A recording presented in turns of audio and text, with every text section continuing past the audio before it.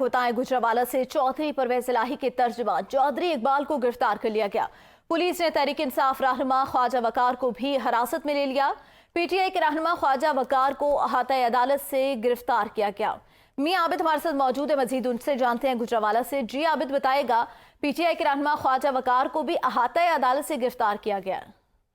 जी बिल्कुल, साबका वज़ीर आला पंजाब चौधरी परवेज इलाही को आज एंटी करप्शन अदालत में पेश किया जाना है। वहाँ पर उनके जो खास आदमी है चौधरी इकबाल, जो उनके तर्जुमान भी हैं, उनको भी अहाता अदालत से गिरफ्तार कर लिया गया है। और ये ख्वाजा वकार जो साबका अकाब लीग के प्रेसिडेंट भी थे गुजरावाला के और चौधरी परवेज इलाही के करीबी साथी भी हैं, उनको भी सेशन कोर्ट के अहाता से गिरफ्तार कर लिया गया है।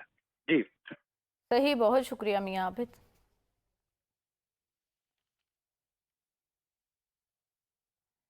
आम खबर दे आपको गुजरावाला से चौधरी परवेज इलाही के तर्जुमान चौधरी इकबाल को गिरफ्तार कर लिया गया है। अहम खबर आपको दें, पुलिस ने तहरीक इंसाफ के रहनुमा ख्वाजा वकार को भी हिरासत में ले लिया। अदालत के अहाते से हिरासत में लिया गया है।